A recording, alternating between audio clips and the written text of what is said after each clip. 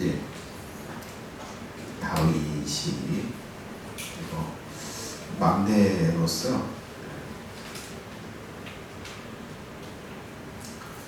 양을 이렇게 돌보는 일을 했어요. 다윗 왕이. 근데 다윗 왕이 점점 하나님의 축복을 받는 이 수준이 이렇게 올라갔어요. 당시 목동들은 곰이 오거나 사자가 오면 어떻게 해야 돼? 도망가야 돼요. 걸으면 안 가서 하니까.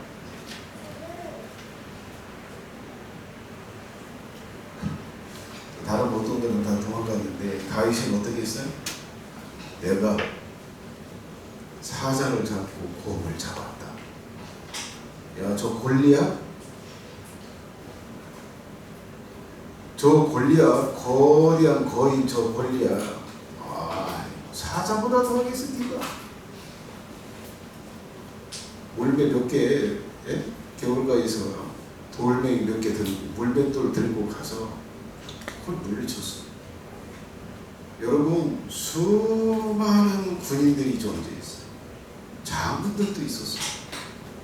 더 성인이고 더 힘세고 그런 사람들이 있었음에도 불구하고 사울왕의 군복을 입었을 때 거추장스러울 정도로 왜소했던 다윗이 골리앗을, 사자를, 곰을 잡았다는 것. 뭐가 있었다는 것? 하나님의 도움이 있었어. 하나님이 도와주시는 게 남달랐다는 게 수준이 달랐다. 자, 여기 보세요. 자, 눈 뜨고 여기 설교를 잘 들으셔야 여기 옮길 의미가 있습니다. 자, 이렇게. 근데 여러분 뭐 때문에 저 수준이 올라간지 아세요? 뭐 때문에 다윗이 저렇게 수준이 올라간지 아세요? 그냥 하나님이 그냥 준 걸까요? 절대 그렇지 않아요. 자, 뭘 통해서 알 수 있냐? 이 다윗이 이 축복이 추락하기 시작했어. 추락. 정점을 찍었다가 추락을 했어. 이 결정적 계기가 뭐예요? 가늠이요, 가늠. 다른 아내를 왕의 주의로 다른 신하의 아내를 불러다가 겁탈을 했어요. 임신을 해버렸네. 이걸 감추려니까 어떻게? 군대에 가 있는 남편을 불러서 잠을 자게 해야 되겠네. 그래야 자기가 이 죄짓는 게 드러나지 않아. 불러와도 안 들어가요. 술을 먹여도 안 들어가요. 그래서 어떻게? 죽여서 없애기를 전. 밀지를 보내서 죽이려고 그래. 자, 죽였어요. 그리고 난 다음에 추락하기 시작합니다. 자식 간의 살인이 일어나. 자식 간의 강간이 일어나. 추락. 이게 뭐가 결정이 났어요? 하나님의 법. 자, 죄를 짓느냐, 의를 행하느냐. 이게 이 삶의 수준입니다. 여러분, 물매를, 여러분 뭐 요즘 유튜브에 보면 이 물매가 옛날로 보면 뭐 이 화살보다 더 강력한 무기였다고 이야기하더라고요. 근데 여러분, 다윗만 골리앗 앞에서 물매를 가지고 있었을까요? 다른 목동들은 저 물매를 몰랐어요? 아니요. 그 물매가 날아갈 때 하나님께서 곰을 맞히게 하시고, 물매가 날아갈 때 골리앗의 이마를 향하게 하시고, 그리고 이마에 닿았을 때 더 강력하게 뼈를 부시는 그걸 하신 거예요. 이걸 결정한 게, 이 수준을 결정한 게 자, 이 다윗이 어렸을 때부터 하나님을 묵상하고 하나님이 기뻐하시는 것을 행했어요. 의를 행해서 하나님의 법들을 지켰어요. 어려서 하나님을 의식했어요. 하나님이 계시지. 모세와 함께 하셨던 하나님, 홍해를 가르셨던 하나님, 그 하나님이 살아계셔. 그 하나님이 원하는 법, 그 위에 법, 그걸 지키자. 이걸 작심을 하고 그걸 지키고 그 지키는 수준이 올라가서 사람들이 경험하지 못한 그 놀라운 축복의 그 경지에 올라갔어요. 그 법을 어기자 추락하게 된다. 자, 여러분, 하나님이 이 사람을 축복하느냐, 이 축복의 수준을 결정하느냐는 다른 거 아니에요. 하나님의 법을 지키느냐 안 지키느냐, 죄를 짓느냐 안 짓느냐. 여러분, 어렸을 때부터 죄를 많이 짓고 이렇게 쌓고 살잖아요. 절대 이 인생에 있어서 높은 경지에 하나님의 축복을 경험하기 어려워요.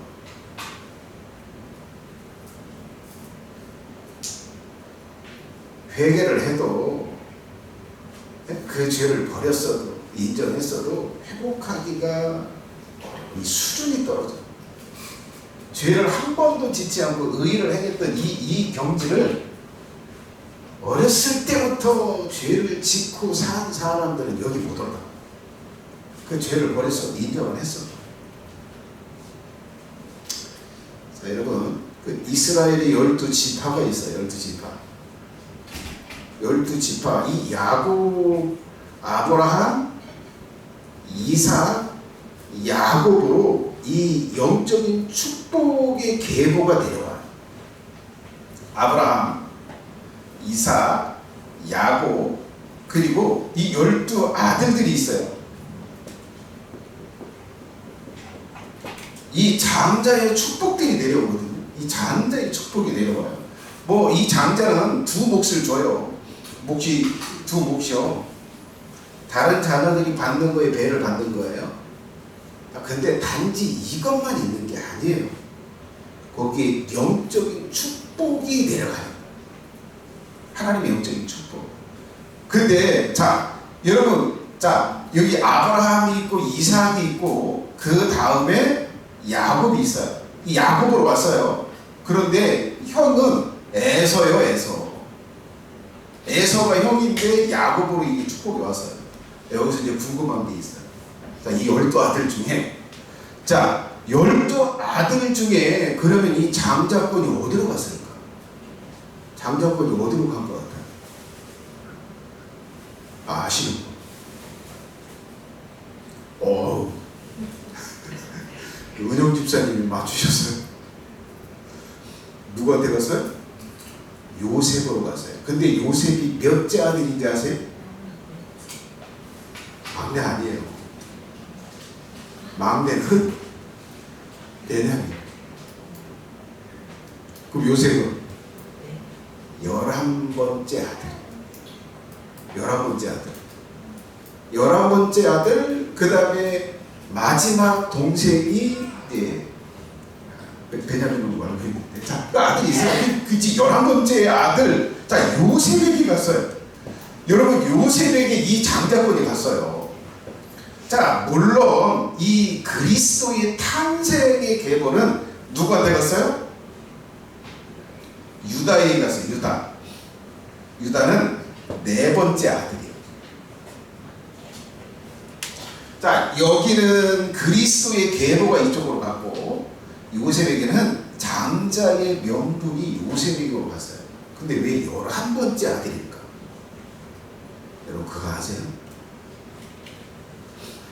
10명의 앞에 있던 형들은 다 죄를 졌어요. 그래서 다 탈락이에요.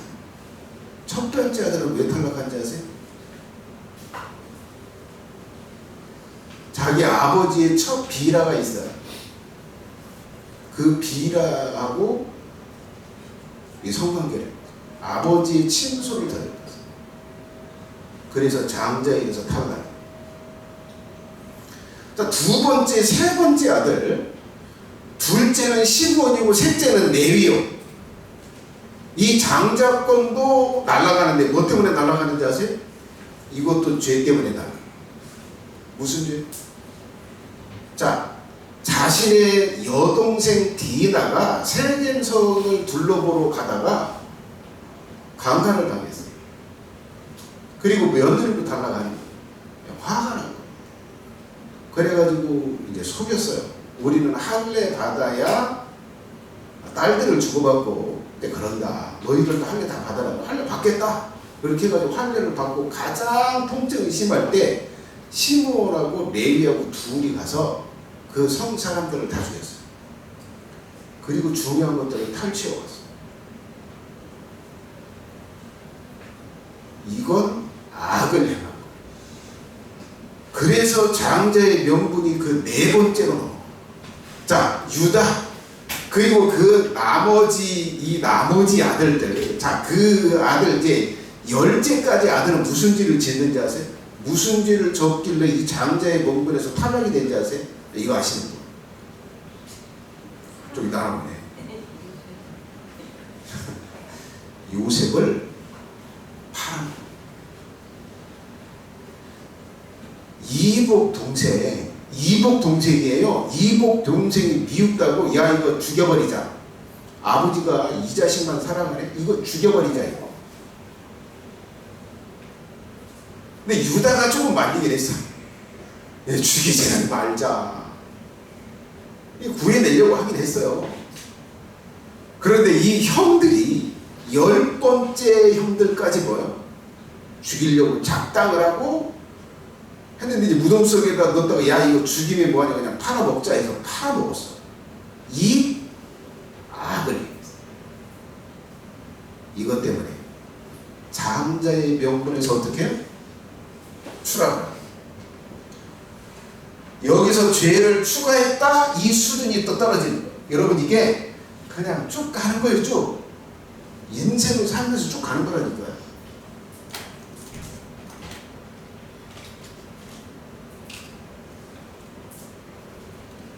우리가 사람들이 그런 생각을 해요. 야, 하나님 앞에 죄를 지어도 그냥 잘못했다고 하면 되잖아. 필요하면 배상하지 뭐. 근데 여러분, 하나님께서 내게 내려오는 이 축복의 수준이 추락. 원치 않는데 이 악한 사람들이 내 인생에 꼬여. 내가 아무리 잘해도 이게 변화가 안 돼. 이런 일들이 일어난다. 자, 그래서 여러분, 자, 그러면 하나님이 온전한 삶이 뭘까? 온전한 삶. 죄를 짓지 않는 그 온전한 삶이 뭘까? 이걸 좀 알아야 되는데 이걸 잘 몰라요. 그래서 하나님께서 뭘 가르쳐? 이 속죄제를 통해서 온전한 삶이 뭔지를 가르쳐요. 하나님이 도우시는 사람, 하나님이 필요를 채우시는 사람, 하나님이 그가 하고자 하는 일들을 열어서 이루어 주시는 사람. 근데 그런 삶의 수준, 그런 삶을 사는 사람들이 어떤 삶인가? 그 삶은 이 속죄제라고 하는 제사를 통해서 가르쳐요. 지난주에 두 가지를 살펴봤어요. 두 가지. 첫 번째가 뭐예요? 마음의 중심과 자신의 에너지를 다 하나님께 드려라. 이게 온전한 삶이라는 거예요. 온 마음을 하나님께 드리는 거예요. 그리고 에너지를, 내 힘을, 내 몸에 이 지방을, 이 에너지를 하나님께 드리는 거예요. 하나님을 위해서 쓰는 거예요. 그러니까 이것이 온전한 삶이다라고 가르치기 위해서 이 속죄제에서 뭘 드리래요? 콩팥을 드려라. 그리고 몸에서 그 짐승에서 나오는 모든 기름을 다 긁어서 번제단으로 향기롭게 바쳐라라고 이야기해요. 두 번째 온전한 삶은 온전한 의의 상태를 추구하라는 거예요. 더 이로운 게 뭐냐? 더 선한 게 뭐냐? 더 완벽하게 하나님의 법을 지키는 게 뭐냐? 이것을 목표로 정하고 끊임없이 그것을 만들어 가는 것. 이것이 속죄에 대해서 가르치는 온전한 삶이에요. 근데 보편적인 사람들은 뭐예요? 야, 봐라. 지금 저 사람들 죄를 짓잖아. 죄를 짓잖아. 저 사람들이 저렇게 죄를 짓는데 나는 저 정도는 안 짓잖아. 그래서 그냥 만족하고 죄 짓고 살아요. 야, 사람들 다 거짓말 하잖아. 거짓말 안 하는 사람이 어디 있어? 나 정도면 거짓말을 별로 안 하는 거야 하면서 거짓말하고 살아요. 아니요. 거짓말을 안 하는 거. 내가 목에 칼이 들어오고 내가 진실을 말할 때 몇 천만 원의 손해를 입더라도 진실만을 말할 거다라고 작심하고 그것을 추구해 가는 거예요. 이게 온전한 삶이다라고 속죄에 대해서 가르쳐 주는 거예요. 오늘 세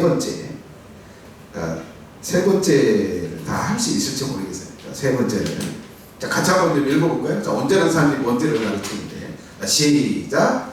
죄를 범했을 때는 하나님과의 관계를 보건하기 위해 최선을 다하는 삶을 사는 것.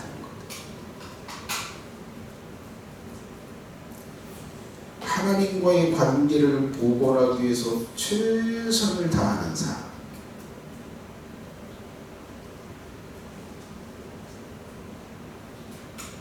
자, 하나님은 죄를 자복하고 속죄제를 드리라고 이야기합니다. 그러니까 이 두 가지 행동은 내가 죄 때문에 하나님과의 관계가 나빠졌는데 그 나빠진 관계를 완벽하게 회복하라고 하는 의미가 있어요. 자복을 하고 속죄제를 드리라고 하는 건 하나님과의 관계를 완전하게 회복을 하라는 거예요. 회복한 상태로 살아가는 거예요. 그 회복을 추구하는 삶으로 살아가는 거예요. 회복하는 거예요. 제사를 다하는 삶으로 살아가는 거예요. 자, 그렇다면 여러분 이것을 어느 단계로 좀 해가야 될까? 자, 죄를 졌어요. 자, 이것을 회복을 하라네. 제가 여기 8단계로 하나님과의 관계를 회복하는 거예요. 이거 굉장히 깊이 있는 가르침. 이건 구약의 성도들에게도 적용되고 지금 이 시대에도 적용되는 하나님과의 관계를 완벽하게 회복하는 그 단계를 말해줍니다. 이렇게 관계를 회복하라고 가르쳐. 이 속죄제. 첫 번째 단계. 같이 한번 읽어볼까요? 시작. 인정의 단계. 죄를 범했을 때는 정직하게 즉각 범죄를 사랑과 하나님 앞에서 인정하는 거예요.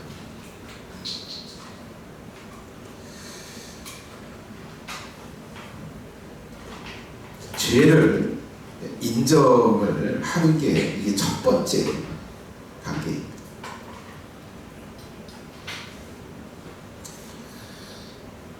우리가 여러분 죄를 져도 죄를 지었다라고 하는 사실을 인식을 못해. 그래서 계속 그 죄를 지어. 첫 번째가 죄를 졌으면 죄를 지은 걸 알으라는 것. 그리고 그 죄를 지었다는 걸 자기 중심의 마음에 인정을 하는 게 첫 번째 단계라는 거예요. 그러니까 우리는 이 인정을 잘 못하는 경우가 있어요. 자, 내가 어떤 죄를 저질렀네. 근데 원인을 어디에다 돌려요? 상대에게 돌려요. 상대가 먼저 나한테 욕을 했잖아요. 그래서 내가 승질내서 상대 주워 봐봤잖아요. 나 죄인 아니에요. 나 죄 진 거 아니에요. 이렇게. 아니. 여러분, 원인을 상대에게 돌리는 게 아니에요. 원인을 내게 돌리는 거예요. 내가 잘못했어요. 내가 책임이 있어요. 그럼에도 불구하고 상대가 나에게 욕했어도 상대가 나에게 잘못했어도 나는 그럼에도 불구하고 선을 행했어야 해요. 내가 그것을 한 것은 원인이 내게 있는 거예요. 내게 책임이 있는 겁니다. 내가 잘못한 겁니다. 이것을 뭐 하라는 거야? 인정을 하는 거예요. 이게 첫 번째 단계.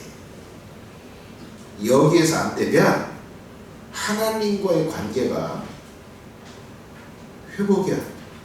복구가 안 돼. 이게 첫 번째 단계. 두 번째는, 자, 두 번째 단계 한번 읽어볼까요? 시작. 통감의 단계. 지었던 죄는 중심으로 그 죄와 그 상태를 애통을 하는 거예요. 슬퍼하는 거예요.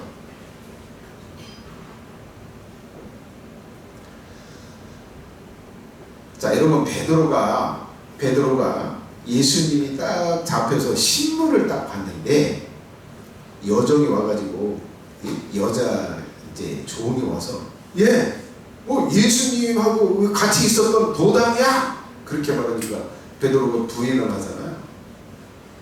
세 번째는 저주하면서 예수님을 부인했대. 그리고 난 다음에 닭이 물었어요. 닭이 딱 울 때 그걸 알았어요. 아, 네가 오늘 밤 나를 부인할 거다. 언제? 새벽 닭이 2번 울기 전에 네가 3번 나를 부인할 거다.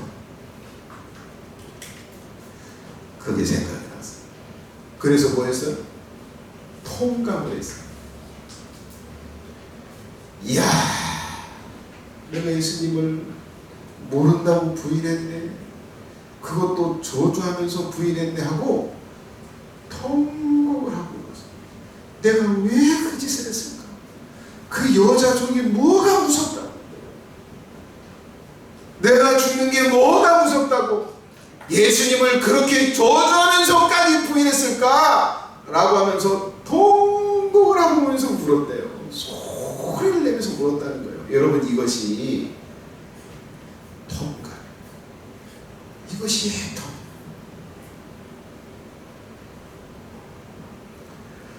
자, 하나님께서 내가 그 짓을 하는 걸 하나님이 보셨을 텐데 그 짓을 하고 있을 때 하나님이 그것을 보고 하나님의 마음이 얼마나 슬프셨을까? 하나님의 마음이 나를 보면서 얼마나 실망스러우셨을까? 하나님의 마음이 얼마나 마음이 아팠을까? 그것 때문에 애통이 되는 거예요. 슬픈 거예요.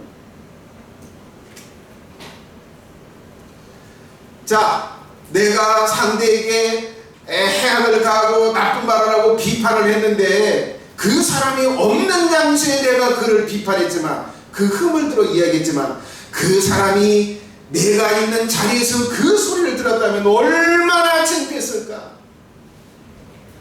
얼마나 마음이 아팠을까? 그걸 생각하면서 뭐야? 내가 그 짓을 한 거네 하면서 통곡을 합니다.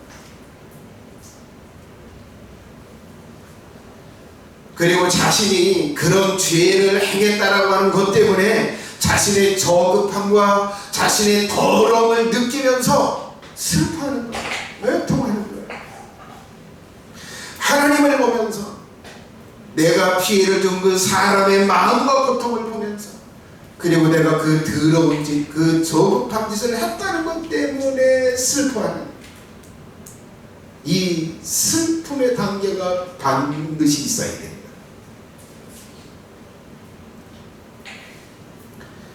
세 번째 단계, 그 다음 단계는 제거의 단계예요. 이제 슬퍼했다면 이제 제거하기를 시작해야 합니다. 죄와 관련된 것들을 제거하는 단계. 속죄제에서는 뭐예요? 모든 재물을 다 제거하라고 이야기하잖아요. 죄와 관련된 것들을 다 제거하는 거예요. 이제 세 가지 영역, 두 가지 영역에서 제거하는 건 두 가지. 자, 첫 번째는 자기 몸에서 죄를 제거하는 것.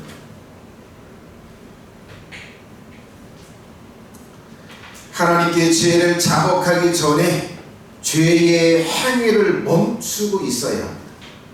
죄를 짓고 있어서는 안 돼요. 자, 게임을 내가 하고 있어요. 근데 하나님이 게임을 하지 말라고 그러세요. 야, 마음을 지금 거기다 쓸 때냐? 그 헛된 짓에 그걸 지금 보낼 때냐? 하나님께서 그 생각과 그 마음을 내게 주셨는데 그걸 생각한 마음. 자, 그런데 하나님과 관계를 회복하려고 하는데 내가 여전히 게임을 하고 있어. 오늘 밤에도 가서 게임할 거야.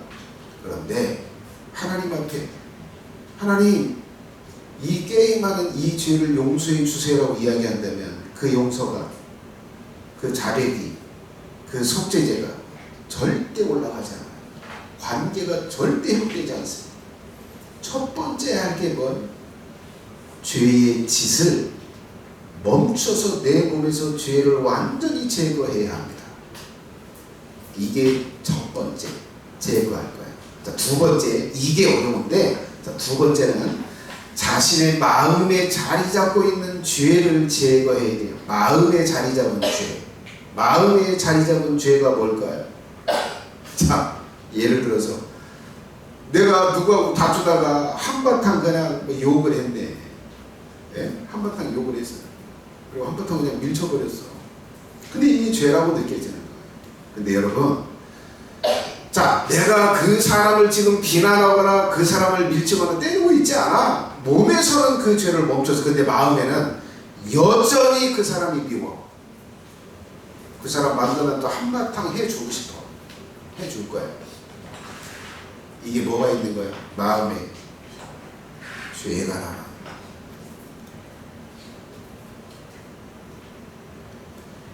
여전히 그 죄를 내 마음에 품고 있는 거예요. 그 사람이 다시 나한테 깝죽거리잖아. 그때 나 여전히 그 전에 했던 것처럼 한번 해붙일 거야. 이런 마음을 가지고 있다면 마음에서 뭘 제거하지 않은 거예요? 죄를 제거하지 않은 거예요. 그 상태로 속죄제를 드리고 그 상태로 죄를 제밖에도 하나님과의 관계는 회복되지 않아요.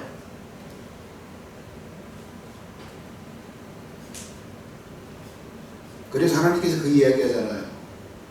용서할 때 중심으로 용서해라. 이 중심이 뭐예요? 마음에서부터 용서해. 야, 둘이 화해해 라고 할 때 잘못했어? 근데 여전히 뭐예요? 난 숨길라 있는 거야. 너 다음에 그러면 또 여전히 해붙인다. 이 마음을 가지고 있으면 뭐예요? 마음에서의 죄를 제거하지 않은 거예요. 자, 게임을 멈췄어요. 하나님 앞에 게임했다고 용서해달라고 기도했어요. 그런데 내 마음속에는 오늘 밤에 또 상황 되면 게임할 거야. 이 마음을 가지고 자백 기도를 했다? 아니, 하나님과의 관계가 회복되지 않아. 마음에서의 죄. 몸에서도 죄가 거하지만 마음에서 죄가 거하는데 이 마음에서의 죄도 제거를 해야 한다. 그래서 잠시 죄를 멈추는 것이 아니라 죄를 사랑하고 죄를 행할 생각을 갖고 있고 죄로 얻은 결과를 기대하고 있는 그 마음까지도 제거를 하고 없애야 하나님과의 관계가 회복되는 거예요. 하나님께서는 뭘 봐요? 행동만 보는 게 아니에요. 그의 중심을 보는 거예요. 그의 마음을 보는 거예요. 마음에 무엇이 자리 잡고 있는지를 보는 거예요. 여전히 누구에게 화가 있고 여전히 누구는 보고 싶지 않고 여전히 누구는 내 마음에서 제꼈다면 그걸 회복하지 않는 상태에서는 하나님과의 관계는 회복되지 않는다. 자, 세 번째 단계가 뭐라고요? 제거의 단계. 자, 이제 네 번째 단계. 자, 그 다음 단계, 네 번째 단계는 고백의 단계. 자, 이 고백의 단계는 드디어, 자, 이렇게 하고 난 다음에 뭐 하는 거예요? 하나님께 가지고 나오는 거예요. 하나님께 죄를 용서해달라고 기도하는 거예요. 자, 이 고백을 하는데 무슨 고백을 하느냐? 자, 자신이 했던 죄의 행위를 구체적으로 묘사해서 하나님께 말하는 거예요. 자, 다윗이 이 범죄의 예를 든다면 그렇게 하는 거예요. 하나님, 제가 우리아의 아내 밧세바를 내 친술로 불러오라고 그래서 그 밧세바에게 내가 성적인 행위를 해. 하나님, 이것은 죽일 죄인 걸 제가 알았습니다. 이 죄를 저질렀네. 또 임신을 하자. 하나님, 내가 이걸 감추려고, 이걸 악하게 감추려고 그 남편을 불러다가 술을 먹이고 그리고 자기 하려고 했는데 이 죄도, 이 행위도 내가 했네요.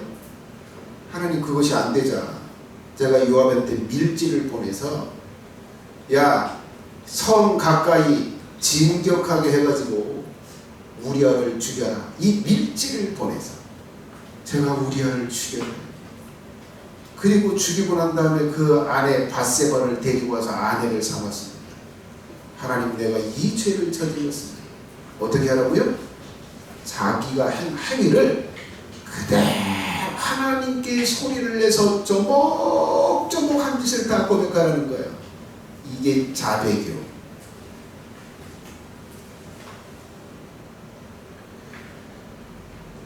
자, 두 번째 고백을 할 때, 두 번째 이게 중요해요.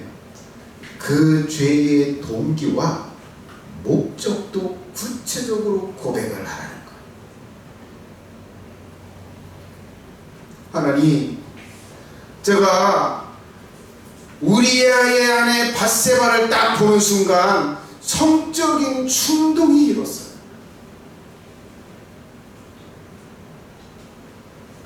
이게 저의 죄의 동기였어요.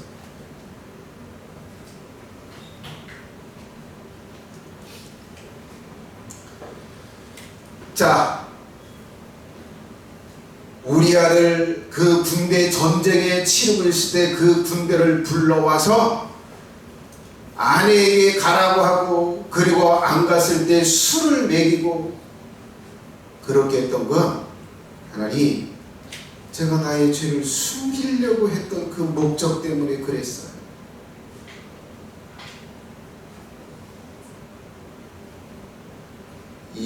이 목적 또한, 동기 또한 하나님께 고백하는 거예요. 하나님, 제가 거짓말을 했어요. 누구 앞에서 오늘 이렇게 상대가 이렇게 이야기할 때 제가 이런 거짓말을 했어요. 근데 하나님, 제가 창피한 게 고통스러워서 그 동기 때문에 제가 거짓말을 했어요. 하나님, 용서해 주세요.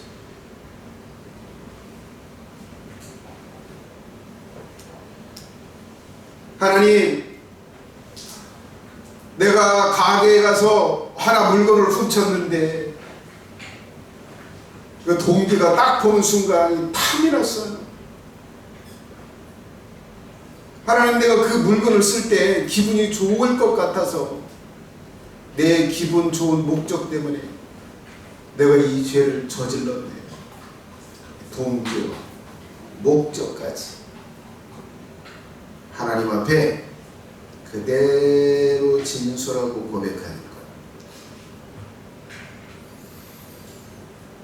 그리고 세 번째, 고백을 할 때 예수님의 공로로 고백을 하는 것. 하나님, 나는 이 죄를 용서받을 수 없어요. 그러나 예수님이 나의 죄 때문에 죽이셨기 때문에 내가 예수님의 공로를 의지해서 하나님께 용서를 구합니다. 하나님, 용서해 주세요. 하나님과의 관계가 다시 회복되게 해주세요. 마지막, 이것을 일주일 단위로 하는 게 아니라 하루 단위로 하는 거예요. 하루 단위로.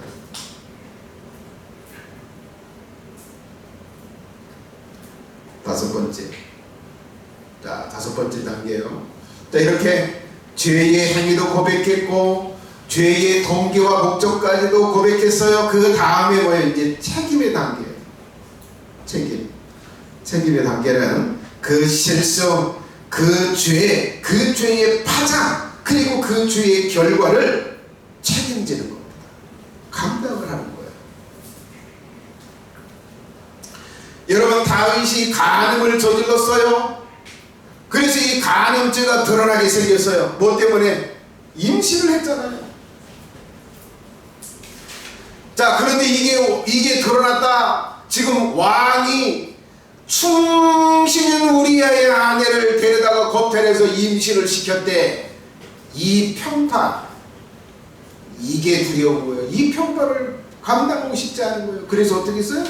우리아를 불러온 거예요. 그 평판이 받고 싶지 않아서 우리아를 죽인 거예요. 자신이 지은 죄의 파장, 죄의 책임, 그 평판을 감당하고 싶지 않아서 더 큰 죄를 저질렀어요. 죄의 행위로 추락한 자신의 평판을 감당하는 거예요. 여러분, 대부분 왜 집사님이 돼도 장로가 돼도 목사가 돼도 거짓말하는지 아세요?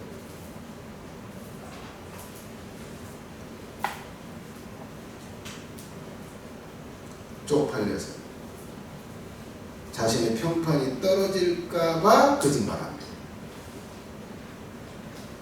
거짓말을 해도 감춰.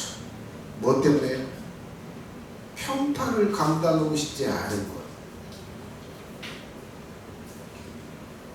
여러분, 거짓말이 왜 어려운지 아세요?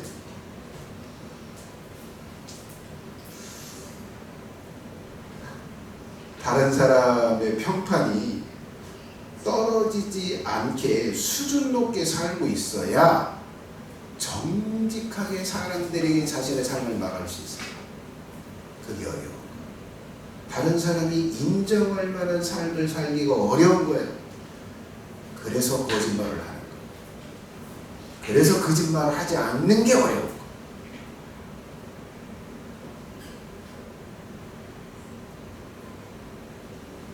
하나님, 내가 이 원인 때문에, 이 목적 때문에 이 죄를 저질렀어요 고백하고 용서를 구하고 하나님과의 관계가 회복되기를 원한다면 그 다음에 그 죄를 저지르는 그 평판, 그 책임, 그 파장을 달게 감당해야 돼요. 이걸 숨기려고 하면 하나님과의 관계가 회복되지 않습니다.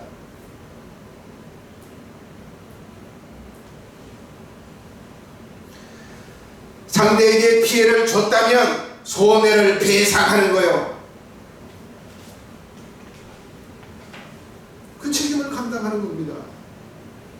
하나님, 용서해 주세요. 내가 이런 원인 때문에 이런 죄를 저질렀고 이런 목적 때문에 이런 죄를 저질렀어요. 피해를 줬는데 하나도 보상하지 않아. 그는 여전히 나를 향한 원망을 가지고 있어. 하나님, 관계 회복되지 않습니다.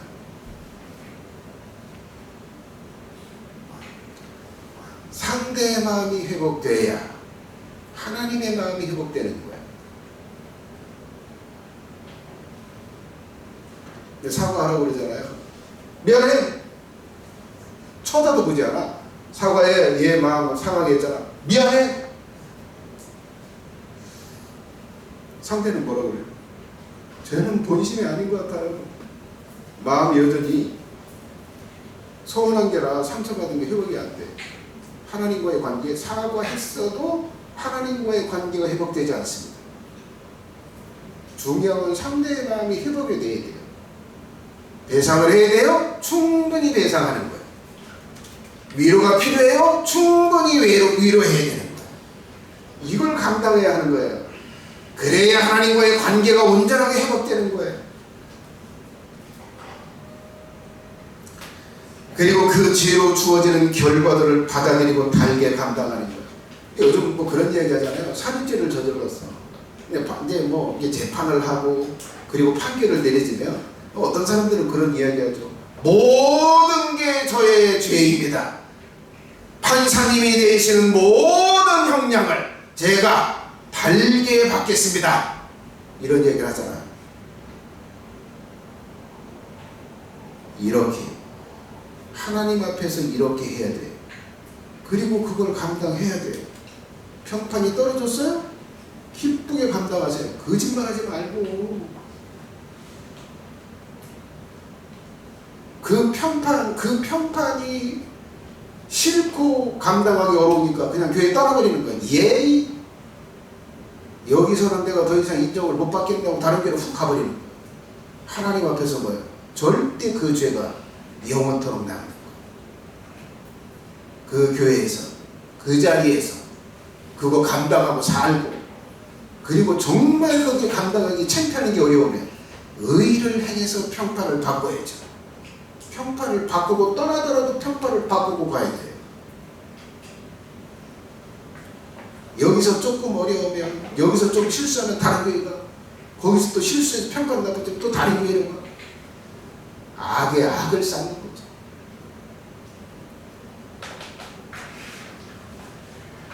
여섯 번째입니다. 여섯 번째 단계.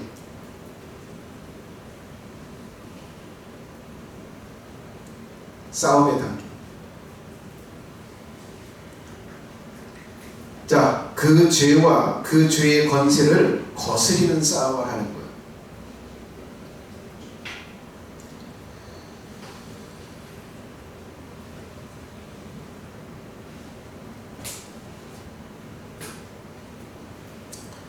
자, 여기 보면 부지중에 지은 죄도 속죄제를 드리라고 하고, 부정한 것을 만졌고 닿았어도 그걸 속죄제를 드리라고 하고, 본 건데 증인을 하라고 해도 증언을 하지 않는다, 이것도 속죄제를 드리라고 하고, 무심 중에 맹세를 했어도 이걸 속죄제로 드리라고 해요. 이런 것까지도 속죄제를 드리려고 해요. 여러분, 이것까지도 내 삶에서 이런 죄까지도 제거하려고 해야 돼요. 이런 것까지 제거하려면 그 외의 죄들은 뭐 해야 돼요? 얼마나 더 완전하게 제거를 해야 할까요? 이걸 제거하려면 어떻게 해야 되는지 아세요? 싸워야 돼요. 계속 거슬려야 돼요.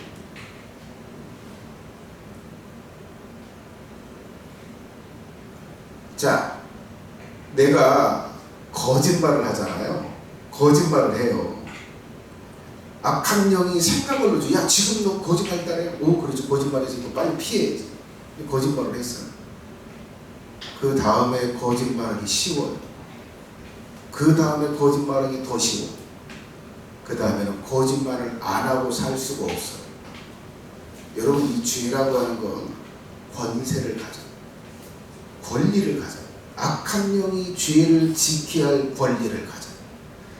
시켰을 때 따라서 하면 그 따라서 하는 것에서 벗어날 수가 없어요.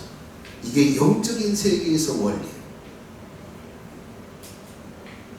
그래서 죄를 지은 것들을 안 지으려면 피튀기는 싸움을, 이를 악물고 거부하고 이를 악물고 손을 향하려고 시도를 해요. 그 죄를 짓지 않을 수가 있어요. 여러분, 제가 거짓말을 하지 않기 위해서 몇 년의 세월이 필요했어요. 몇 년. 여러분, 제가 화를 내지 않고 혈기를 표출하지 않으려고 뼈를 깎는 노력을 지금도 그걸 계속하고 있어요.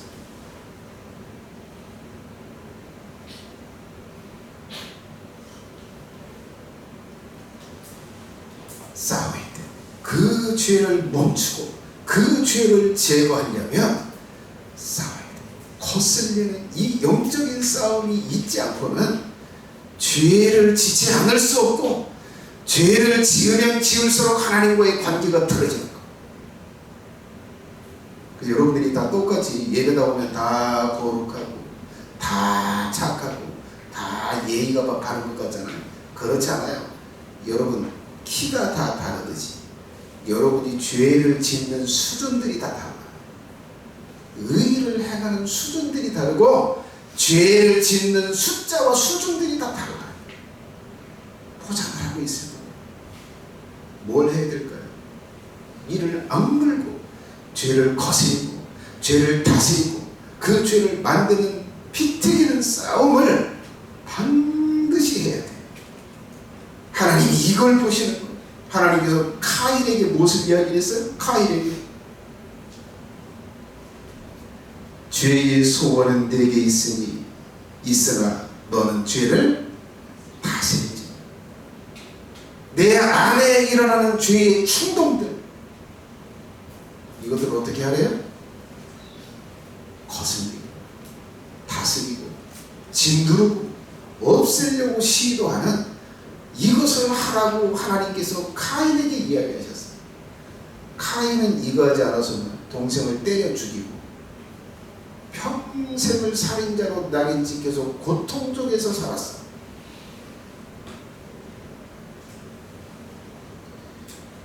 여섯 번째 단계는 죄를 거슬려 싸우는 싸움을 하고, 이것이 없이는 하나님과의 관계가 회복되지 않는다. 그 죄에서 절대 벗어나지 못해요. 저는 여러분들이 그렇게 되리라고 믿고 싶습니다. 우리 교회들은 거짓말을 안 하는 사람들이 다 되기를 기대하는데 절대 거짓말하는 거 쉽지 않다. 근데 그런 경지에 있는 사람들이 있어요. 분명히 거짓말이거든요. 근데 본인이 거짓말 한지를 몰라. 이 수준에 있는 사람들이 존재. 분명히 거짓말이요. 그런데 거짓말 한지를 몰라. 이 수준에 있는 사람들이. 이건 무엇을 의미하는지 아세요? 절대 그 죄와 싸워본 경험이 없는 거예요.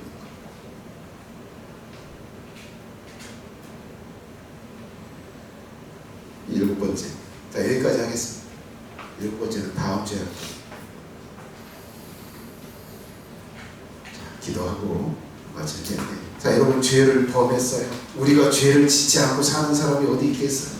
자, 그러면 여기 이 8단계에 거쳐서 하나님과의 관계를 회복하려고 해야 되는데, 이것이 여러분이 이제 실제 삶에서 적용하면서 여러분 자신을 하나님과 내 삶의 수준을 결정하는, 축복의 수준을 결정하는 이 죄와 관련된 이것들을 여기서 말씀드린 이 8단계를 대입해 가면서 적용하면서 하나님이 원하시는 그 거룩하고 온전한 삶을 만들어가는 여러분들이 되었으면 좋겠는데요. 그걸 만들어갈 수 있게 해달라고, 오늘 배웠으니 그것을 실제 삶에 가서 적용할 수 있게 해달라고 기도하고, 하나님과의 관계가 온전해지고 좋아질 수 있도록 해달라고 기도하겠습니다.